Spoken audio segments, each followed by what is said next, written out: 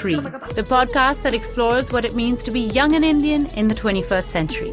With guests from all walks of life. Singing is a part of storytelling for me. I need to tell my story to the world. And from all across this huge country. So as a tribe, we are not mere part of nature, but we are nature. Each with a story to tell. Winning the gold medal in Paralympics was a dream. That's Kalki Presents My Indian Life from the BBC World Service. Just search for My Indian Life wherever you found this podcast.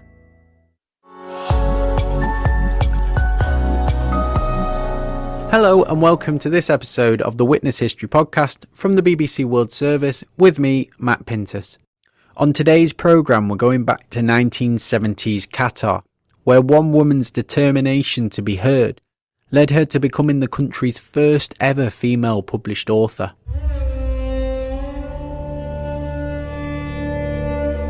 It's 1978 in the Qatari capital city of Doha. 20-year-old Khaltan Jaber is waiting to hear what the reaction to her anthology of short stories will be. The problem was with a passage from a short story within the book. I originally had it published in Saudi Arabia and there was no problem, but then it was republished in Qatar. There were question marks raised about some of the descriptions. I wasn't prepared to take out what I had written. Khaltan is worried about an intimate scene in one of her stories and how it will be received. This is the passage in question. The coffee cup is warm. He checked my shoulder and I could feel his fingers pressing into my flesh.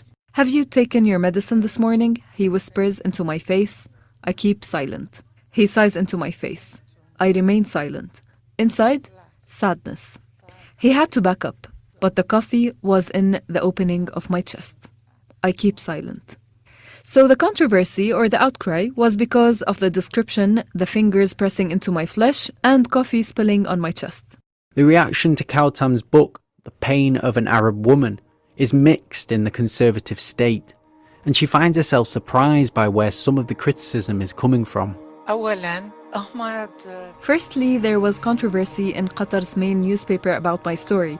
Also, the University of Qatar's magazine, which contained my story, glued the first 2 pages together to stop people reading it. The funny thing about the controversy was it was some women, not men, who raised voices of objection to the story. There was also a well-known Saudi writer who argued that if the story had any indecency or trespassing on ethics or religion, it would not have been published by the prominent Saudi National Guard magazine in the first instance. Lots of people considered the passage very intimate. They saw it as unacceptable and incompatible with the traditions and norms of the society. But I went through the adventure as I was quite sure of myself and confident. My family were also a great support to me. Khaltan Jaber al-Kawari was born in Doha in 1958. She was the daughter of Abba bin Muhammad al-Kawari, who was a famous poet in the country. I grew up in the El Rumaila neighborhood of Doha. My father played a really important role in nurturing my passion for books and for reading. He bought me all sorts of books and magazines from the only bookshop in Doha those days. I remember reading all sorts of Western children's books, such as Tintin, Tarzan, the Arsène Lupin series, and other children's stories. At a young age, Khaltan realised that she wanted to follow in her father's footsteps as a writer. But for girls in Qatar at that time, education was by no means guaranteed. As a visiting Kuwaiti journalist, Hidayat Sultan Al-Salem explained in 1968, "Most women do not go out of their houses except on rare occasions. They go out to the marketplace once a year. Of course, women are completely secluded from men." The first girls' school in the country had only just opened when Khaltan was born. Before that, girls were only allowed to be taught religious education. I remember my father telling me stories about his experiences in life and about places we passed by on our morning walks to school. My first days at school were daunting, and I remember him comforting me by sitting somewhere in the schoolyard where I could still see him through the open classroom window. And at break time, we would sit and enjoy a meal together before I went back to class.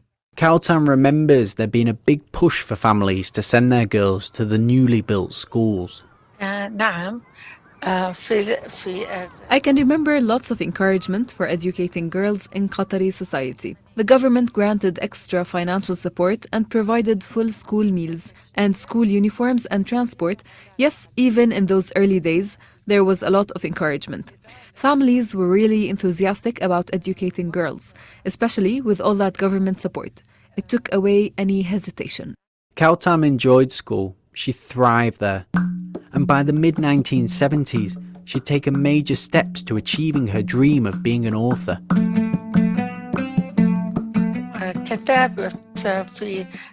I started writing at a young age as a teenager. I wasn't the first woman to ever write in Qatar. There were other women before me, but they didn't get published. I would always say I was the first woman to have her writings published. My first book of short stories was The Pain of an Arab Woman. It was first published locally in the Qatari magazine Al-Uruba, which was the only magazine in the country then. Every writer naturally seeks self-fulfillment and wants to contribute to progress of their country through their opinion and ideas. That's what keeps writers like me motivated. In those days, I faced some objections. It was easy for a woman to work, but for them to write, that certainly presented some difficulties. There was a lot of buzz around Kautam, and she was asked to do an interview for a popular Qatari magazine. They wanted to do a photo shoot with her. There was another situation involving a magazine called The Flower of the Gulf. This was when I had just started university. The magazine wanted to record an interview with me at my family home. They wanted to talk to me about my book.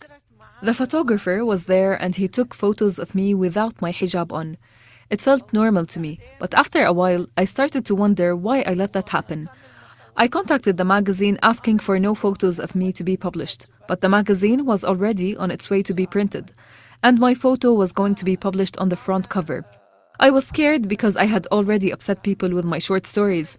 It affected me so much, and I started to wonder how I was going to deal with this new problem. I had committed a damnable act. So I went out with my girlfriends and tried to buy every single one of the magazines off the shelves. My mother, a woman who did not write or read, apart from reciting the Quran, was surprised at my reaction and said, "Why are you doing this? What is wrong with your photo being published?"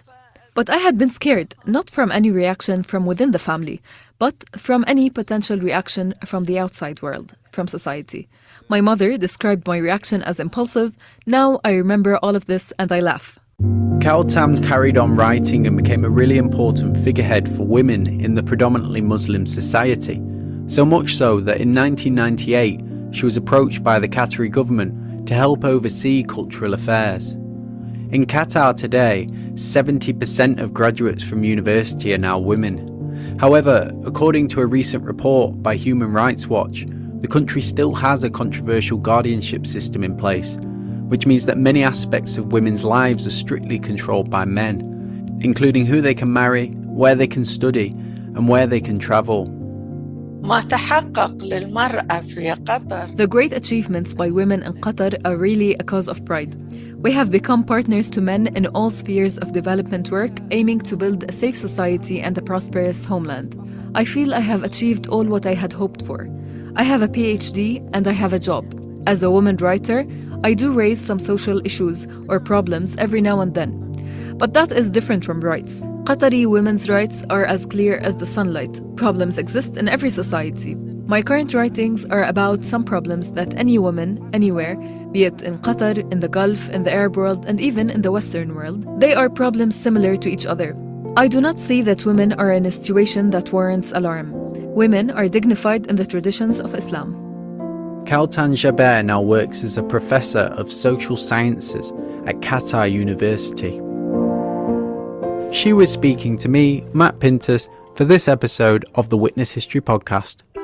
Hi, I'm Kalki Kekla, Bollywood actor and host of My Indian Life, the podcast that explores the lives of young adults in 21st century India. Okay, this is where I belong. And we are back for season 3. And what I saw was obviously beyond and blew my mind. I'm meeting more remarkable people from every corner of India as they reveal their unique personal stories and share how they navigate modern life. It's really important for us indigenous communities to stay connected with our roots. I can't be special that I'm only having these ups and downs every day with my body. I felt like super motivated to do something for the country. That's Kalki Presents My Indian Life from the BBC World Service. Just search for My Indian Life wherever you found this podcast.